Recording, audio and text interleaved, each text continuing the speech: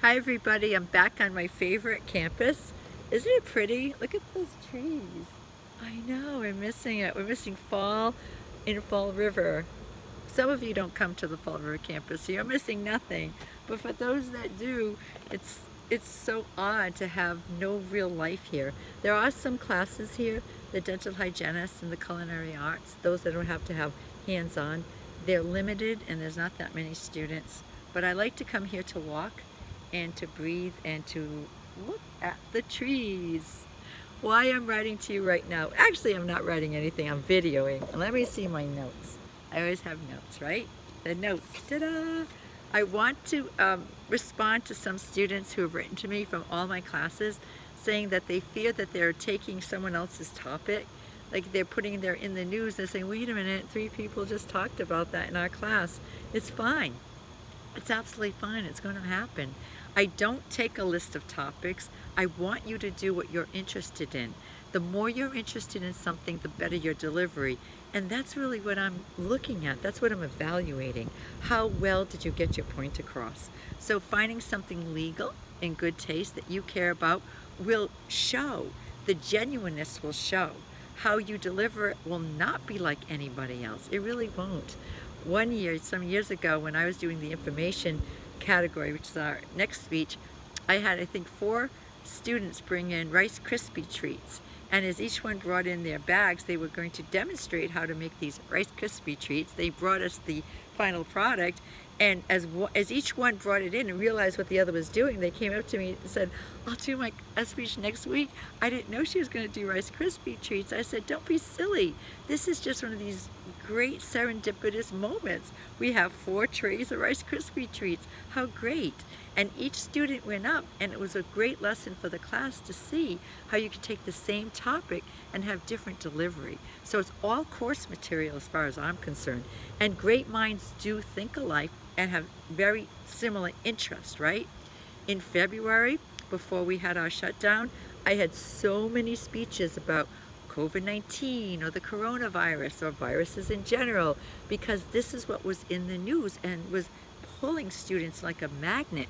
They wanted to talk about it and I wanted to listen. So please don't edit yourself like that. I am such a nerd. I am looking at the delivery. How is your eye contact? Did you have good posture? You know, did you seem to make an effort? Were you speaking to me with your heart as well as your head? Was there emotion and feeling in what you're saying? That's what I mean by genuine. Did you own it? Do you have an intro, body, conclusion? How did you use your notes? This is what I'm looking at constantly. And I know that I wrote to you about the 4 questions that you'll be answering in the critiques that I'll do next week. You'll be doing them in the journal. And some students got a little nervous because they didn't understand the questions. The first one has to do you think the speaker is engaging you? Do they know there's an audience? Are they being audience-centered or are they being self-centered? Like, what is it? Are they smiling? Are they looking at you? Do you think they care that you're listening and they're trying to encode their message to you? So that's the first question. The second one has to do with posture. I don't think I'm doing a very good job now, but I'm trying to stand up straight and that you are not slumping, looking down, rolling up like this. You know, that's what you don't want to do. You don't want to become small. You want to be large as you can be. And you may sit down, absolutely. We had some tremendous speeches that are coming in. I'm seeing them in my different classes. People are sitting up straight and they're taking command and they're doing a great job. And then the next question is, what did you enjoy about the presentation? Like, why are you I shouldn't be saying that, right? Why did you pick this one to critique? There must have been something in it you liked. Maybe it was the quality of the tone of the voice of the speaker. You just like the voice, right? Just like that. Or the topic itself, or the personality. Something about it attracted you. Maybe they're all equal to you and you just randomly picked. That's okay too. But try to find something you can say. And then the 4th one said if there was any possible improvement, any suggestions, but that's not a negative. You know, sometimes students write in, gee, I wish this was a longer speech, I had more questions. I wish we were in class together so I could ask my questions in real time. So it's not a negative, it's just saying that you're looking at it saying, wow, this could have been a cool thing to do too. And that's how I look at my presentations. There's never a presentation of mine that I don't look and review and say, you know, I could have done this or that. That's true of life. That's true of life. And it's not a negative. It's just because when you do these critiques, you're not doing them for the students in the class. You're doing it for yourself. And there's a saying that says to teach is to learn twice. So as soon as you start critiquing someone, it reflects back on you. They think, oh, I'm going to work a little harder on connecting to my audience to encode my message so that they're receiving and decoding it the best way that I'm intending it to be, right? So those critiques, you never get to see what your peers are saying because it wasn't meant for you, the speaker. It was meant for the receiver to think about more in depth and be more of like a teacher role. And I'm so grateful when these speeches come in and I don't see negatives and I don't see flaws like you think I'm looking for. I'm not. I'm literally looking for eye contact, good quality of voice. Can I understand you? Is it a good pacing? Intro, body, conclusion? Are you making sense? And do I have an emotion about it? Because when you take in a presentation, when you're decoding, you're not just decoding with what the words themselves. You're taking in with you're hearing, yes, you're seeing it, and you're feeling it. There's emotion. Your heart's a part of it too. In fact, when they dissect the qualities that go into presentations, the three areas are verbal and nonverbal, right? Verbal are the words themselves, the actual content, your examples, what you're saying, that's the verbal. And then there's the vocal, the sound of the voice, the pitch, the diction, the tempo, right? And then a sound that you can't always describe, but some people just like different people's voices. My voice is a little bit tough to take. I think it's nasally and whiny. Yeah, when you're listening to it, don't bail out now. But, so it's just in quality, it's very subjective. And then the visual. So nonverbal has to do with the vocal and the visual. How a person stands, their facial expressions, their use of their hands, what they're wearing, how's their hair, do they seem to be in it? Are they taking up like the right kind of energy with their body language, that kind of thing, and their facial expressions. So messages are not just the words, it's the vocal and the visual. In fact, when they dissect it, they say that once you've established trust and credibility with your other communicator, I'm the source, you're the receiver, that sort of thing, how it goes down from 100%, that 7% of the effectiveness of your presentation initially are the words themselves. That's it, 7% initially, until people start to think about it. 38%, the sound of your voice, your emotions, your pitch, your range, your diction, your regionalisms, they could tell what part of the country you are from. That's all communicating. And then 55% the visual. People are much more impressed or affected or influenced by what they see than by what they hear. So remember that, how important that is. So don't fear that. So what else do I have in my notes? What else do I say? Oh, I want to remind you that this is practice. None of us are perfect. You do not have to be perfect to be excellent. That's one of my favorite sayings.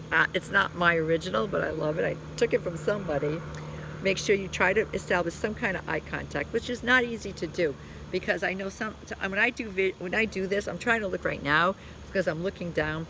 I feel like when I put my camera up too tall, I can't seem to get the right angle. I probably should try to go like this. Yeah. Okay, next time I will bring a box and I will put it on a box. That sounds like a good idea. This looks much better, right? So you don't want to be looking down, you don't want to be looking up. You're trying to have a conversation. And if I'm outside right now, and it's almost 6 o'clock at night, so we don't have a lot of sunshine. But if you're in your home and you can control the lighting, make sure that the light is in front of you and not in the back. I had 3 Zooms today, 2 hours apiece, and so many people that were on Zoom with their cameras, they looked like they were in the witness protection program because the lighting was all in their back, and so they were dark. So try to have the light in front. So that's just techniques to play with to make yourself, so that your video comes out. Do you know I'm on the Fall River campus and the bus just stopped and people got out at the bus stop here? What do they do? School is closed. You never know. Look, I'm going to show you. Can you see those people over there? They just got off the bus. Oh well, I'm a spy. I'm a detective. Okay, I'm almost done. What else is on my list? So do not worry about duplication of topics. It's fun. It's really fun. It's a good exercise. And remember that this is practice. You know, it's a bonus if we like the topics. I do like the topics. I've been teaching for 41 years, listening for 41 years, and I can't say there's ever been a speech that I thought, why did I hear this? I always think it's meant to be. I should know more about video games. I should know more about computers. I should know more about cell phones. I should know more about sports, politics, health, fitness, wellness, courses to take, you know, schools to visit. I should know about these things, life type of situation, environmental concerns. So when a student brings them into the classroom, I think I was meant to hear about it. And oftentimes I end up buying things because students are talking about them. You know, students will talk about their favorite books in their information speeches or in their persuasive speeches, and I think that's a great idea. That came to me for a reason. So, you know, you realize that this is not a mistake that we're in the same class together.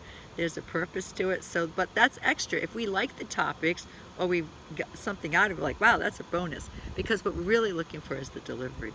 Yes, I have my Gibson. I love music. I love to play. I love guitars. But anyway, you don't have to know what I love because we'll be talking more and more about what you love more than what I love. But pick something that you care about and it'll show in your delivery. And it'll become contagious. We'll all experience it with you. All right, this is Joyce Fernandez signing off. I want to show you the fall trees again. Aren't they beautiful? I mean, just look at that orange. Nature's colors are amazing. I'm not by a pond because I got stuck. I was ready to walk to the pond and then I saw this and I thought, that is fantastic. This gift from nature. How beautiful that is. All right. I hope you're having, I don't even know if you're seeing it. Are you seeing it? And you're probably not seeing it the way I'm seeing it. Yeah, you can click this off. Done. Talk to you soon. Thank you, everyone.